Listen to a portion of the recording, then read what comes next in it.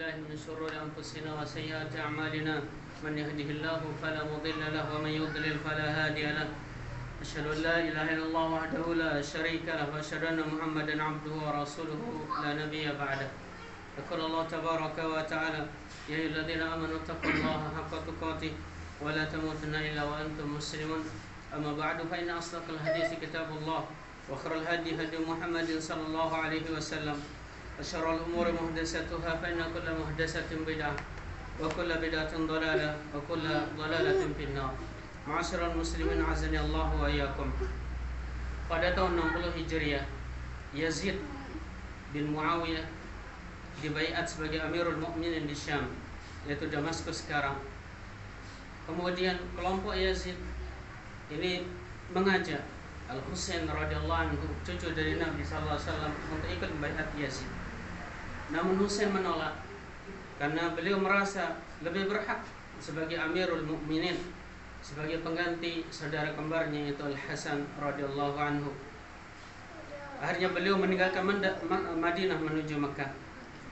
Mendengar hal tersebut, penduduk Kufah, penduduk Irak yang mereka adalah nenek moyang Syiah zaman sekarang, ini mengirim surat kepada Al-Husain, hampir lebih dari 500 pucuk surat yang isinya pertama, penduduk Kufah atau penduduk Kufah Irak tidak mau membaiat Yazid.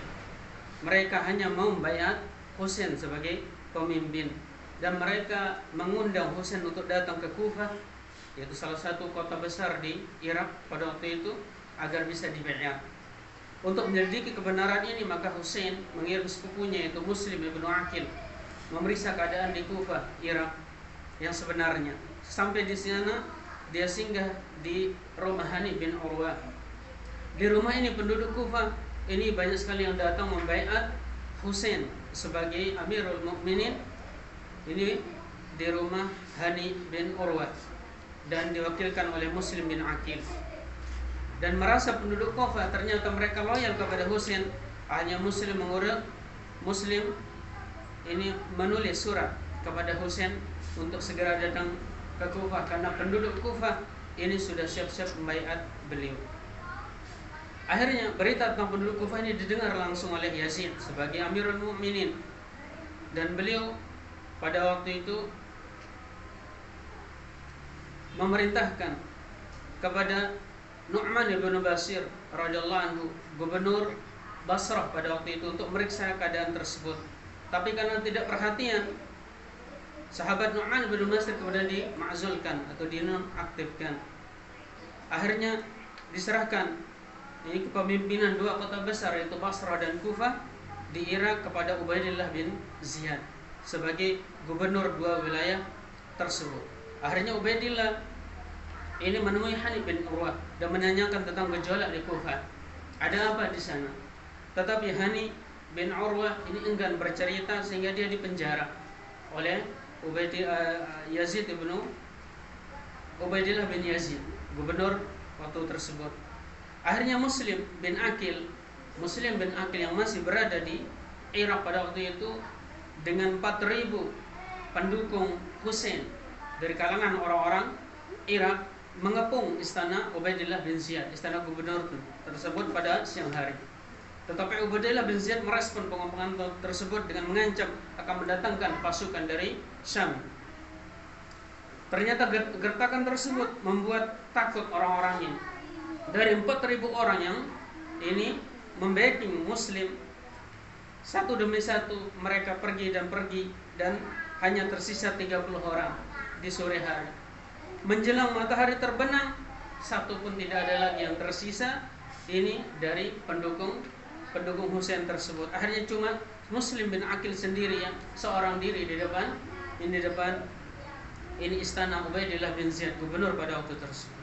Hanya Muslim ditangkap, dan sebelum dieksekusi dia meminta untuk menulis surat kepada Husain, dan di dalam suratnya beliau mengatakan irji' ahlika la yaghurranaka ahlul Kufah fa inna ahlul Kufah qad kadzabuka wa kadzabuni wa laysa likadzibin ra'in wa laysa likadzibin ra'in. Muslim ini menulis surat kepada Husain, kembalilah dengan keluargamu, Jangan tertipu, karena ternyata penduduk Kufah adalah penduduk yang pengkhianat.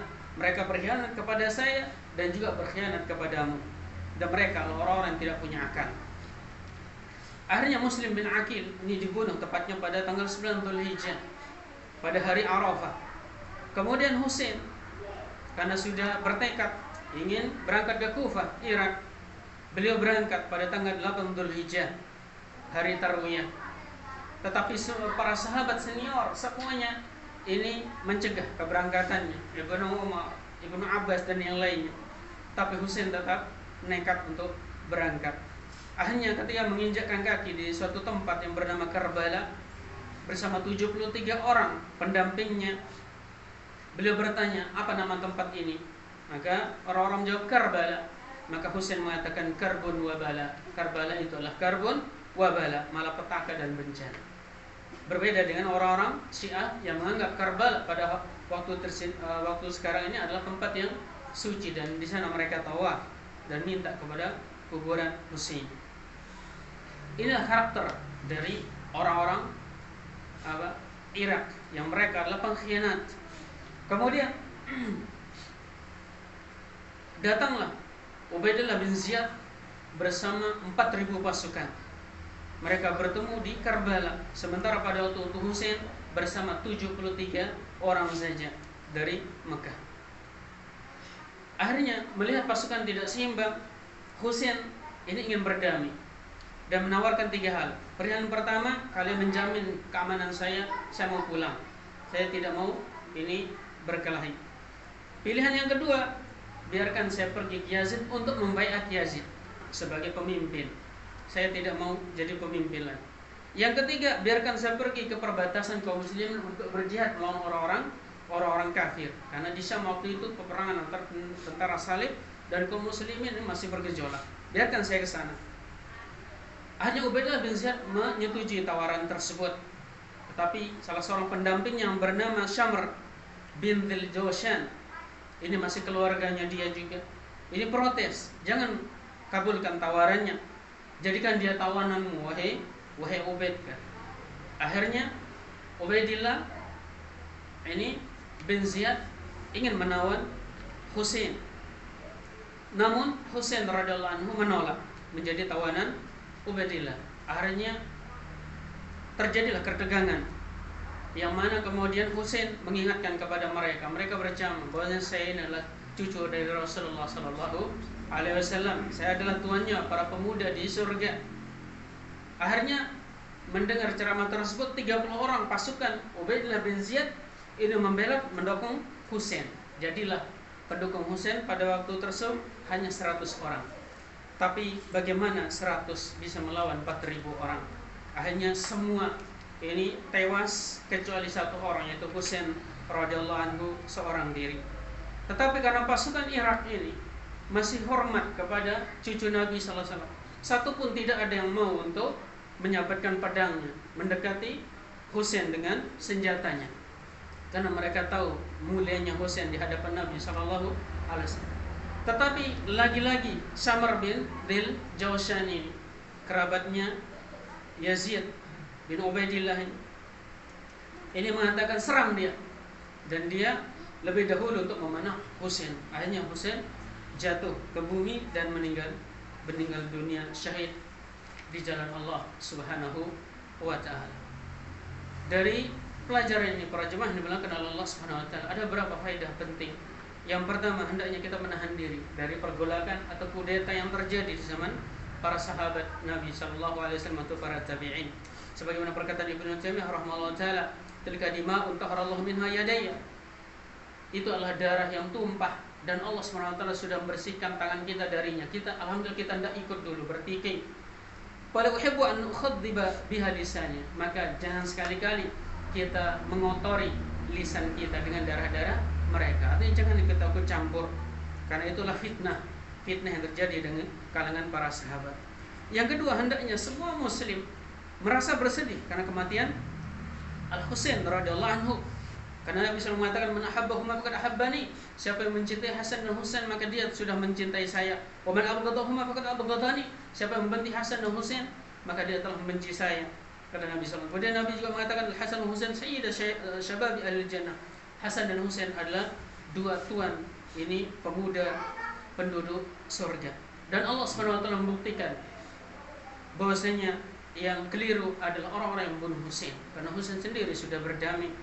Oleh karena itu Ibnu Katsir dalam Bidayah wa Nihayah menyebutkan bahwasanya orang-orang yang membunuh Husain semuanya tidak ada yang selamat di dunia, dan kebanyakan mereka ditimpa penyakit gila.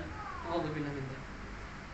Kemudian pelajaran yang ketiga, pentingnya untuk meminta nasihat kepada orang-orang yang berilmu, orang-orang yang senior. Sebagaimana nasihat Ibnu Abbas kepada Husain ketika dia mau berangkat ke Irak.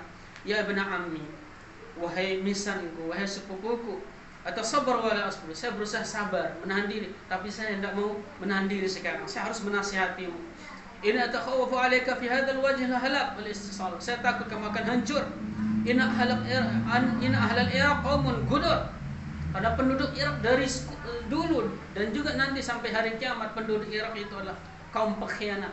Dan kita lihat bagaimana Amerika masuk ke Irak, mereka yang membantu. Mereka juga membantai Ahlussunnah di Irak. Itulah karakter dari penduduk Irak sampai sekarang. Fala taqrabannahu, jangan dekati orang Irak, kata Ibnu Abbas radhiyallahu anhu. Kemudian Ibnu Umar ketika tahu Husain sudah berangkat, beliau langsung mengajarnya. 3 hari beliau mengajarnya. Setelah ketemu anak Aturid, mau hendak kemana engkau wahai Husain? Irak, ke Irak. Maka Umar mengatakan la ta'tihim, jangan sekali-kali ke sana, jangan sekali. Tetapi Husain tetap nekat berangkat. Akhirnya Ibnu Umar menangis, seraya mengatakan astaudiukallah min qatil. Saya titipkan kamu kepada Allah SWT dari suatu pembunuhan. Ini firasat beliau radhiyallahu anhu. Aku qala hadza astaghfirullah li wa lakum wa risal muslimin min kulli dhanbin innahu huwal ghafurur rahim. Pelajaran yang keempat yang kita harus camkan, yang keempat, yaitu bahayanya jabatan, bahayanya kepemimpinan. Nabi SAW bersabda, hadis ini disahkan Syalbani dalam Sahih Nasai, innakum satahrisuna al-imara, kalian akan berambisi untuk mencari jabatan, untuk menjadi pemimpin. Wa inna satakuna nadamatan wa hasratan, dan itu jelas kata Nabi akan menjadi penyesalan dan kerugian nanti pada hari kiamat. Apalagi kita yang ikhlasani Allah yang umur kita ini sudah ini lebih dari 40 tahun. Kemudian kita tamak dengan jabatan, maka ketahuilah bahwasanya itulah orang-orang yang tidak paham dengan manhaj salaf. Nabi Yusuf, kenapa beliau meminta untuk menjadi bendahara? Karena awalnya beliau ditawari oleh raja, saya akan jadikan engkau orang terdekat saya, percayaan saya. Maka beliau mengatakan, kalau begitu jadikan saya bendahara, karena saya piawai dalam ini memeriksa mengatur keuangan. Kemudian Nabi juga bersabda, la tas'alil imarah, jangan kalian meminta jabatan. Adapun kalau kita dikasih dan memang kita saja yang betul-betul butuh, maka tidak masalah. Tapi meminta, baik itu dengan proposal atau mengajukan diri, ini semua namanya meminta. Nabi mengatakan, la tas'alil imarah, jangan minta jabatan. Fa in u'tiyataha an masalan wukilta ilaihi. Kalau kalian meminta, maka Allah tidak akan menolong. Wa in u'tiyataha min ghairi mas'alatin u'inta 'alaiha. Tapi kalau kamu diberi jabatan ini tanpa meminta, dan engkau memang dinilai orang ini punya bakat di sana, punya kemampuan, maka Allah Subhanahu wa taala akan membantu. Kemudian pelajaran yang kelima, para jemaah yang dimuliakan Allah Subhanahu wa taala, adapun kesedihan orang-orang Syiah pada hari Asyura, yang memang di sana Allah Subhanahu wa taala menakdirkan hari Asyura 10 Muharram, di sana Allah ingin membedakan mana agama yang benar dan mana agama yang batil. Agama yang benar di sana melaksanakan sunnah Nabi SAW, yaitu puasa Asyura. Adapun agama Syiah yang batil, justru mereka di sana meratap, memukul diri dengan pedang dengan alasan berkabung atas kematian Husain dan ingin membalas dendam. Yang pada dasarnya maksud mereka membalas dendam adalah ingin membunuh seluruh Ahlussunnah wal Jamaah di muka bumi ini. Dan inilah misi mereka yang hampir semua negara-negara Arab itu sudah mereka kuasai. Yaman, kemudian Irak, Iran, jangan ditanya lagi, Bahrain, kemudian juga ini mulai merambah ke Asia, ke Indonesia dan yang lainnya. Dan mereka ini sangat sistematik Inilah yang kita harus hati-hati dan terus kita dakwahi bahwasanya ajaran Syiah itu bukan ajaran Islam. Oleh karena itu amat disesatkan jika ada seorang tokoh NU yang sudah mati. Semoga Allah memberikan dia balasan yang setimpal. Dia mengatakan bahwasanya NU itu tidak lain adalah Syiah. NU itu tidak lain adalah Syiah tanpa pemimpin, tanpa khilafah. Adapun Iran itu adalah Syiah dengan khilafah, ada pemimpin. Adapun NU adalah Syiah tanpa pemimpin. Nasallallahu salamah wal afiyah. Dan Husain sendiri pernah berdoa, Allahumma imma ta'tahum ilahin fafarriqhum firaqa. Ya Allah, jika Engkau membiarkan orang-orang Syiah ini hidup, maka hancurkan dia. Waj'alhum tara'iqa qidada, jadikan mereka berpecah belah, bercerai-berai, wala turdalu wulata anhum abada, dan jangan Engkau ridhoi ya Allah mereka ini jadi pemimpin. Fa innahum da'awna liyansuruna, karena mereka dulu mengajak kita, ingin menolong kami. Summa adu alaina faqataluna, tapi justru mereka sendiri yang membunuh kami. Dan yang membunuh beliau Husain bukan hanya pasukannya Abu Ubaidillah bin Ziyad, tapi di sana orang-orang Syiah juga membunuh mereka. Tapi mereka tidak mau dikatakan pembunuh Husain radhiyallahu anhu, dan mereka pura-pura ini membela Husain sampai hari ini. Hanya kita mohon kepada Allah Subhanahu wa taala, Allahumma inna nashhaduka fi aliyatika wa nashhadu malaikataka wa nashhadu hamalat 'arshika wa nashhadu al-jinna wal insa annana nuhibbu aliyan wa Fatimah wa nuhibbu al-Hasan wal Husain wa nuhibbu qarabat an-nabi alaihi salatu wassalam. Allahumma shalli ala Muhammad wa ala Muhammad kama shallaita ala Ibrahim wa ala Ibrahim innaka Hamidum Majid, wa barik ala Muhammad wa ala Muhammad kama barakta ala Ibrahim wa ala Ibrahim innaka Hamidum Majid. Allahumma ya hayyum ya qayyum ya dzal jalali wal ikram, la ilaha illa anta subhanaka bika nastajir wa bi rahmatika nastaghis, ala takilna ila anfusina tarfat 'ainin wa la anna min dhalika wa la akthar. Allahumma aslih lana sha'nana kullahu ya musliha sha'nis salihin.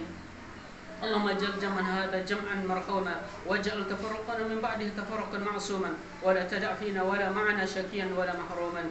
Allahumma asbik alayna ni'matak وأيدنا بنور حكمته وسددنا بتوفيق واحفظنا بعين رعايتك. اللهم أنزل علينا من بركات السماء وأخرج لنا من خيرات الأرض وبارك لنا في ثمارنا وزروعنا وكل أرزاقنا يا ذا الجلال والإكرام. اللهم لا تدع لنا ذنبا إلا غفرته ولا هما إلا فرجته ولا دينا إلا قضيته ولا مريضا إلا شفيته ولا مبتلا إلا عافيته ولا عسرا إلا يسرته ولا حاجة من حوائج الدنيا والآخرة هي لك رضا ولنا فيها صلاة إلا أنتنا على قضائها ويسرتها برحمتك يا أرحم الراحمين. ربنا آتنا في الدنيا حسنة وفي الآخرة حسنة وقنا عذاب النار. وصلى الله على نبينا محمد وعلى آله وصحبه وسلم. وآخر الدعوة الحمد لله رب العالمين.